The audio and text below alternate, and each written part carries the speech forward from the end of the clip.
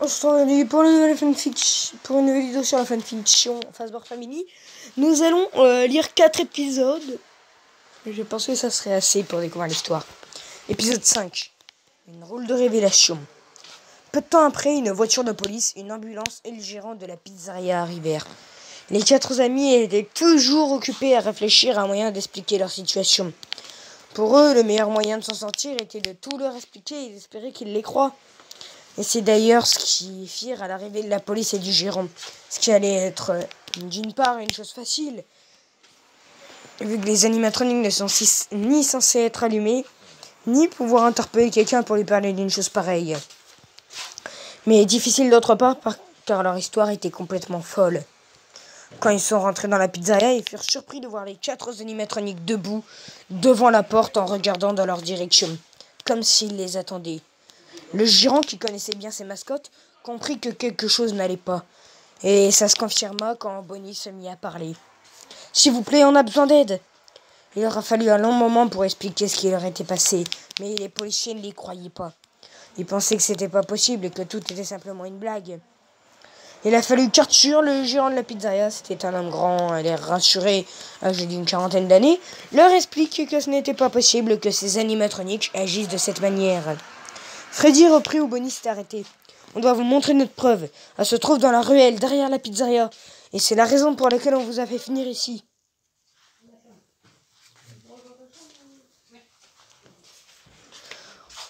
On doit vous montrer notre preuve. Elle se trouve dans la ruelle, derrière la pizzeria. Et c'est la raison pour laquelle on vous avait fait venir.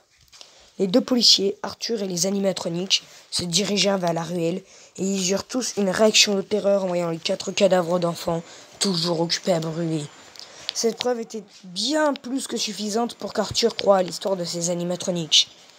Pour les animatroniques, la seule façon de s'en sortir, c'était de dire la vérité et espérer qu'on les croie. C'était une grande première pour tout le monde. Jamais auparavant il s'était déjà produit une chose pareille. Pendant ce temps, les pompiers, qui avaient été prévenus que tout cela n'était qu'une fausse alerte, repartirent et laissèrent la place aux experts de la police criminelle. Épisode 6. Un redémarrage difficile. Freddy, Bonnie, Chica et Foxy furent interrogés. Et ils étaient plus que probable qu'ils étaient bien l'incarnation de ces 4 enfants tués. Les parents des enfants furent appelés pour 2 raisons. D'une, leur enfant était mort, et là, il fallait leur annoncer, ce qui n'est jamais facile. Et de 2, ils avaient bien le droit de rencontrer les animatroniques qui prétendaient être leurs enfants. Certains signes ne trompaient pas, comme celui que les animatroniques sont tous tombés en larmes en apercevant leurs parents. Cependant, Arthur les prévenut d'une chose. « Vous savez, si ce que vous dites est bien vrai, vous devriez sentir que quelque chose est vraiment différent. Comme le fait que les animatroniques que vous possédez sont censés avoir une mentalité d'adolescent, ce qui pourrait peut-être changer votre façon de penser.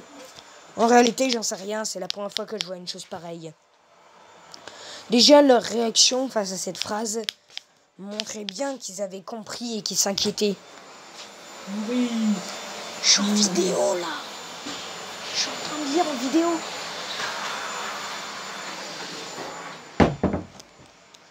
C'est la première fois que je vois une chose pareille. Déjà, leur réaction face à cette phrase montrait bien qu'ils avaient compris et qu'ils s'inquiétaient. Les parents des enfants furent totalement déstabilisés en apprenant la nouvelle.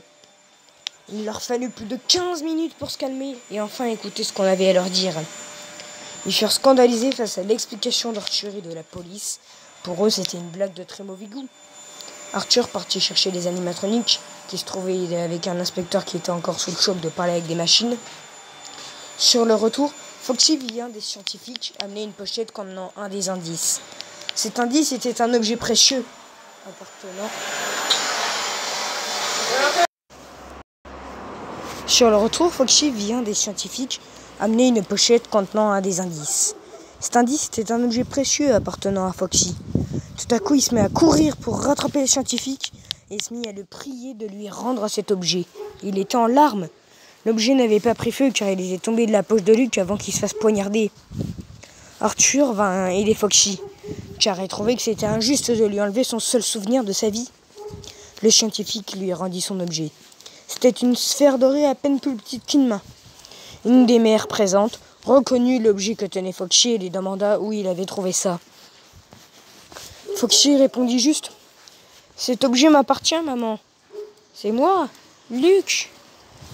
Arthur prit les parents à part et leur expliqua toute l'histoire et ce qu'ils en pensaient. Arthur avait toujours été quelqu'un de persuasif. Les parents finirent par accepter de parler chacun avec l'animatronique qui prétendait être leur enfant. Tout alla très vite. Les corps furent ramenés, des indices furent prélevés et Foxy, Chica, Bonnie et Freddy discutèrent avec leurs parents et plus le temps passait, plus les parents prêtaient attention à ce qu'ils leur disaient. Une décision et une nouvelle vie. Il leur a bien fallu une semaine pour qu'une décision soit prise pour finir. C'est la décision la plus humaine qui a été prise. Les animatroniques allaient chacun retourner vivre avec leurs parents. Ils les avaient acceptés bien sûr, mais avec une restriction. Leur vie sociale allait devenir très compliquée. Disons que c'est Foxy qui a eu le plus de mal à reprendre une vie. Son père et son frère avaient disparu et il lui restait que sa mère. Freddy, Bonnie et Chica ont essayé de continuer à se voir, ce qui a été chose facile. Il leur suffisait de demander à leurs parents et ils s'arrangeaient pour se voir un endroit donné. Le 25 décembre 1985, Freddy reçut un appel de Foxy. Cela faisait bien plusieurs mois qu'ils n'étaient pas parlé. Tom, c'est moi, Luc. Je t'appelais pour savoir si on pouvait se voir aujourd'hui. C'est Noël et je suis seul chez moi. Ma mère n'est même pas là. Après ce qui nous est arrivé, elle continue à travailler en permanence. Je pense qu'elle ne m'accepte pas beaucoup. Freddy répondit. Je suis désolé, mais bien sûr. Je suis avec Maxime et Marie. On peut dire qu'on est devenus encore plus proches qu'avant. Écoute, je sais encore où tu habites, mais je vais venir te chercher avec mon père. Foxy lui répondit d'une voix triste. Merci beaucoup. Une fois arrivé chez son ami, Foxy revit pour la première fois depuis des mois Bonnie, Chica et Freddy. Il leur avait l'air heureux. Comme quoi ils ont réussi à être heureux avec leur situation. Depuis ce jour, Foxy devenait à nouveau très proche de ses seuls et meilleurs amis, pour toujours. Le 20 janvier 1986, Chica a eu une idée assez spéciale qui allait changer leur vie. Elle leur proposa, puisqu'ils passaient leur temps chez eux à s'ennuyer, de retourner à la pizzeria, mais pas pour y manger ou quelque chose comme ça, mais pour y travailler. Elle disait comment là-bas ils pouvaient se montrer librement en public, probablement s'amuser, et surtout, ils se verraient tous les jours. Ils étaient tous d'accord, leurs parents par la même occasion. Ils appelèrent Arthur en lui expliquant la situation. Il accepta sans hésiter et proposa même de les payer et d'envoyer les fonds à leurs parents en gage de compassion. Cette situation était assez difficile à gérer pour Arthur. Il faisait de son mieux. Quant à eux, les parents des mascottes étaient parfois très distants avec ceux-ci, ce qui pouvait être compréhensible. Épisode 8. La création de la Fazbear's Family. Cette idée allait sauver la pizzeria. Après les 4 meurtres, plus beaucoup de personnes ne voulaient y retourner et en plus il n'y avait plus les 4 mascottes préférées des enfants. À leur création, Freddy, Foxy, Chica et Bonnie avaient chacun un rôle spécifique à tenir. Freddy était le leader, Bonnie et Chica étaient ceux qui suivaient en permanence Freddy et qui jouaient avec les enfants, et Foxy était dans Pirate Cove et jouait juste à la chasse au trésor de Foxy. Arthur leur expliqua cela en donnant leur choix. Soit ils continuaient à jouer ces rôles, soit ils trouvaient eux-mêmes d'autres choses à faire, mais ça leur convenait. Il leur expliqua aussi que Freddy était le seul à avoir un nom de famille, Fazbear. C'est pour lui donner un nom original. C'est alors que Bonnie eut une idée.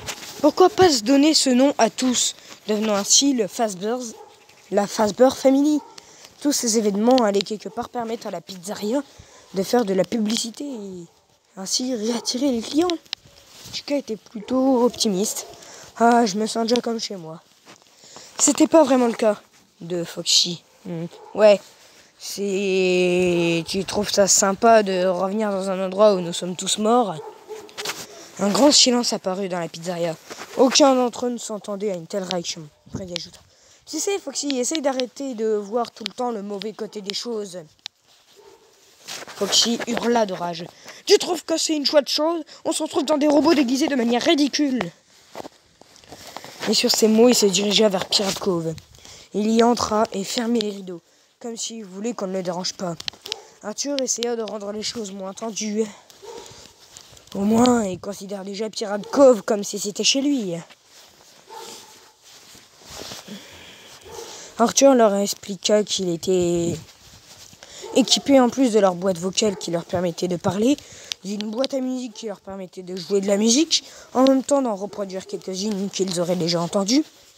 Il leur fit part d'un autre détail. Depuis l'incident, ils avaient engagé un garde de nuit et installé des caméras de surveillance. Le gardien de nuit s'appelait Jérémy, un homme grand et mince âgé d'une trentaine d'années. Et ils avaient été prévenus qu'il allait passer ses nuits avec 4 nouveaux compagnons. Dernier chapitre de cet épisode. Épisode 9. Rêve et réalité. Plusieurs jours passèrent. Bonnie, Chica et Freddy commençaient à s'habituer à leur nouveau travail. Foxy, par contre, avait toujours du mal à s'intégrer. Si bien qu'il passait ses journées dans Pirate Cove, sans même sortir pour discuter avec les autres. Mais tout ça était dû aux rêves qu'il faisait. Souvent, il rêvait qu'il se retrouvait dans le vide total, sans rien autour de lui. Sauf un nouvel animatronique, qui n'était ni Chica, ni Freddy, ni Bonnie. Mais en tout cas, une chose était sûre, ils étaient sans son costume et se tenaient souvent devant Foxy à l'observer. Une nuit, il fit un rêve un peu différent. L'animatronique se mit à lui parler. « Foxy, je suis déçu que tu me reconnaisses toujours pas !» Foxy répondit. « Je devrais te connaître ?» L'animatronique lui répondit en rigolant de manière effrayante. « Quand vas-tu enfin comprendre ?» Foxy ne dit rien pendant un moment, avait demandé. « Comprendre quoi ?»« Là. » Comprendre quoi? Là, l'animatronique se tourna vers Foxy et en même temps un costume apparut sur lui. C'était celui du Freddy jaune qui les avait tous tués. Il se tourna et dit d'une voix grave et terrifiante: « Vas-tu enfin faire ce pourquoi tu es ici ?» Foxy répondit d'une voix horrifiée: « Mais qui es-tu? Je comprends pas. » Le nouvel animatronique répondit de manière amusée: « Mon nom est Golden Freddy. Tu devrais me reconnaître maintenant. » Ensuite, il se mit à répéter: « Fais ce pourquoi tu es ici. » Foxy se réveilla en hurlant. Il avait les larmes aux yeux et son cri attira les autres. Freddy fut le premier à réagir en voyant Foxy. « Ça va, Foxy ?» Ils le trouvèrent dans un état de terreur. Il était clairement choqué et déstabilisé. Chica le prit dans ses bras comme pour le rassurer et elle demanda à son tour s'il allait bien. Foxy répondit: oui, je vais bien. C'était juste un mauvais rêve. » Freddy l'interrogea. « Tu fais des rêves? Je pensais que c'était impossible. » Foxy insista sur le fait de ne plus en parler et que ce n'était pas grave. Allez, ciao.